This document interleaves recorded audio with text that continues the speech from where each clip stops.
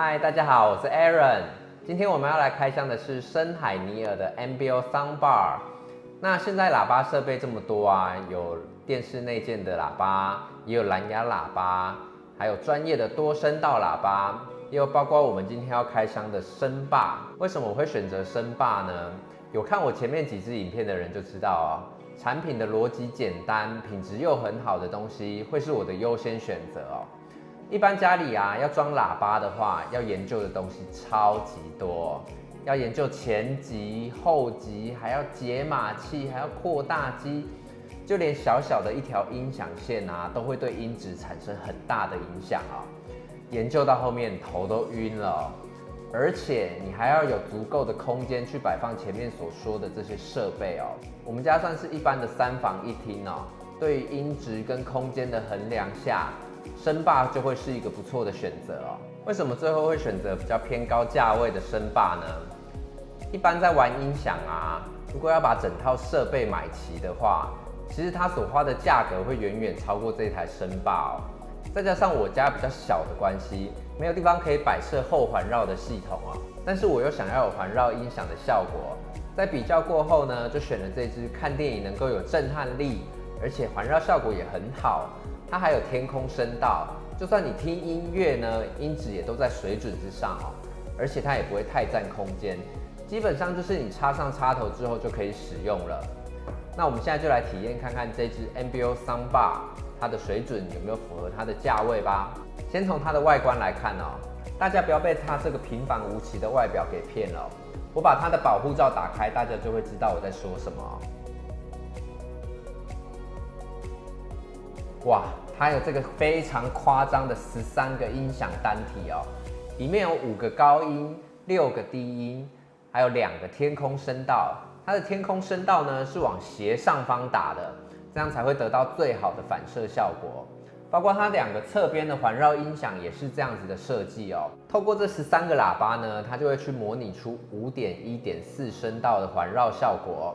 那我这边稍微跟大家解释一下这个数字是什么意思哦。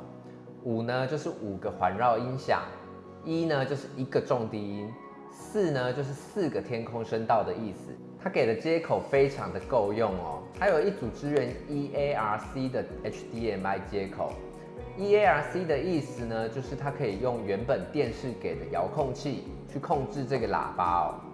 那它还有3组的 HDMI 2.0的接口，所以就算你有电视、Xbox、PS5、Switch， 你全部都有，你也都不用换接口，直接用就可以了。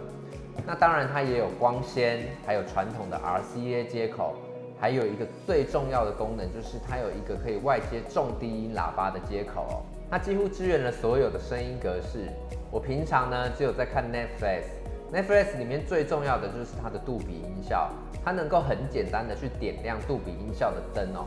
那这个对我来说就是非常的方便，非常的好用。它所主打的 MBO 声音环绕系统哦，它会根据你的空间大小还有家具摆设去模拟出最适合的环绕效果。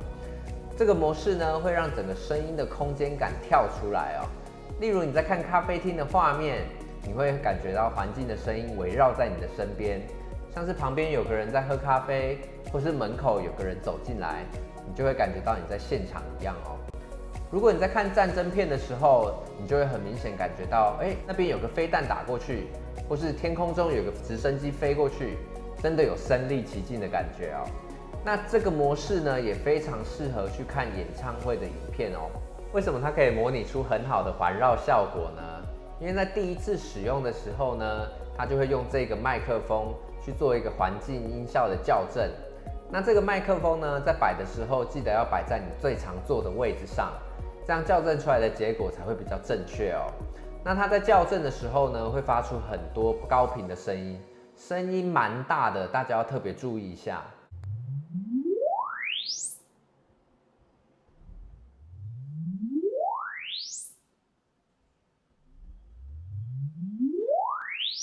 最近呢，它有一个新的更新，它可以让杜比音效系统去完全控制各种声音的设定。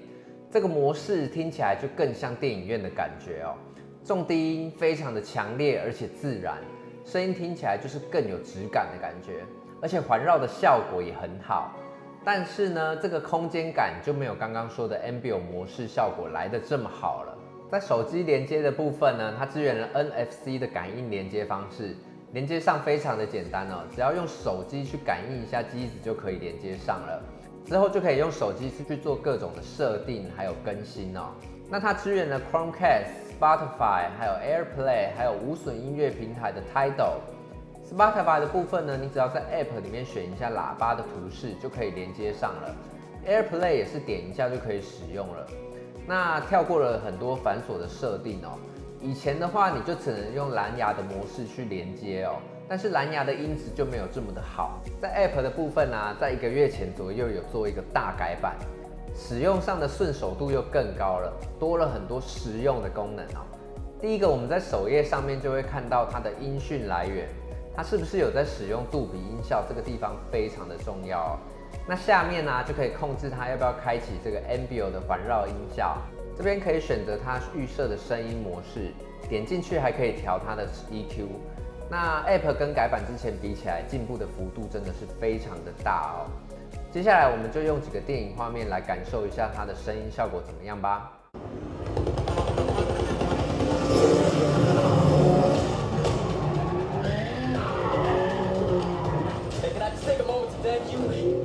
Nothing else I'd rather be doing with my life. I don't care.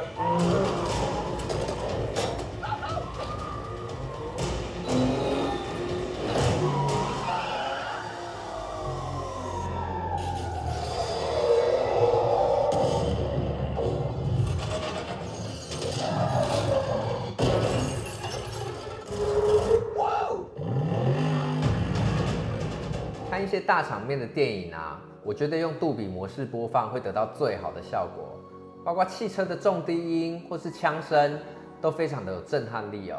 如果有直升机或是飞机飞过的画面，都可以直接听到声音从头上掠过哦，非常有电影院的感觉。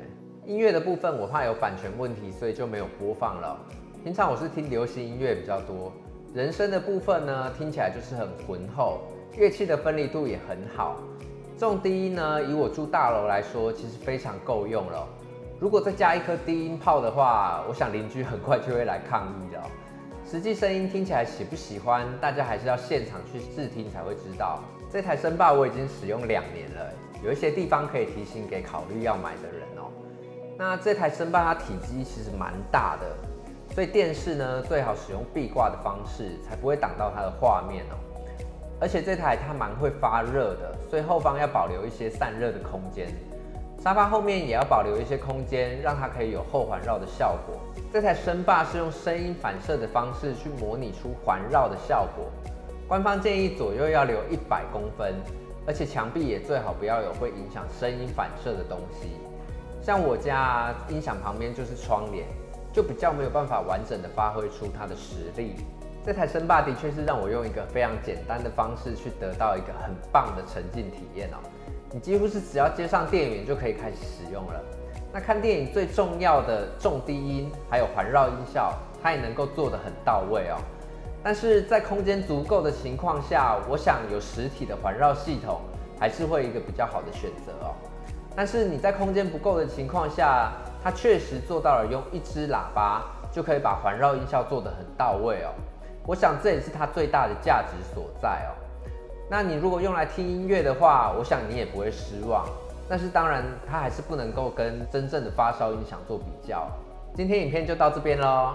如果你喜欢我的影片的话，记得按赞、订阅、加分享哦。我们下次见，拜拜。